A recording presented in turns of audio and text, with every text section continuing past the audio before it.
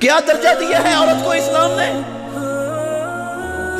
کیا عزت اور شان عطا کی ہے اسلام نے خواتین کو، عورتوں کو؟ ماں بنا دیا، ماں۔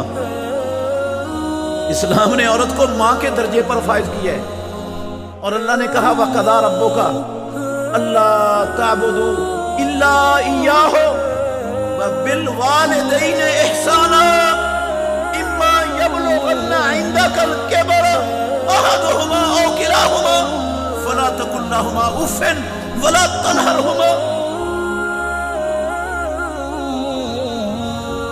آپ کے رب نے تاکیدی حکم دے دیا، تاکیدی حکم، پختہ فیصلہ کر دیا رب نے کہ تم اللہ کی عبادت میں اس کی مخلوقات میں سے کسی کو شریک مت کرنا۔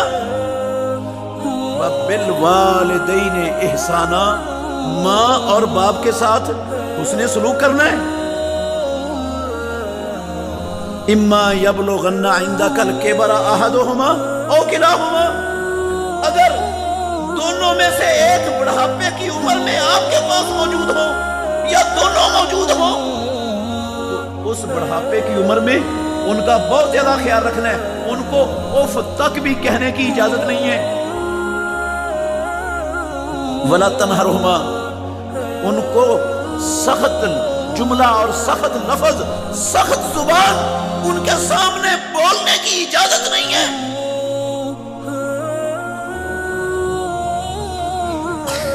وَقُلْ لَهُمَا قَوْلًا كَرِيمًا، نرم بات، عزت اور احترام والا رویہ، کردار، یہ ان کے لیے اختیار کرنا ہے۔ یہ رب نے پختہ تاکیدی فیصلہ کر کے اپنے بندوں کو یہ حکم دے دیا۔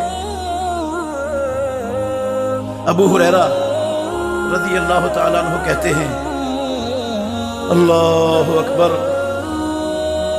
امام الانبیاء سے پوچھا کسی نے، من احق الناس بحسن صحابتی، اے کائنات کے امام، اللہ کے زمین پر انسانوں میں سے سب سے زیادہ میرے لیے حسن سلوک کا کون حقدار ہے؟ جس کے ساتھ میں حسن سلوک کروں، جو سب سے بڑا حق ہے، حقدار ہے انسانوں میں، وہ کون ہے میرے لیے؟ قال امک، رسول اللہ صلی اللہ علیہ وسلم نے اس کو کہا تیری والدہ۔ کہنے لگا ثم من، پھر کون؟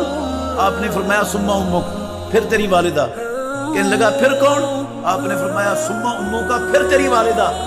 وہ کہنے لگا پھر کون؟ آپ نے فرمایا ثم اباک، پھر تیرا والد۔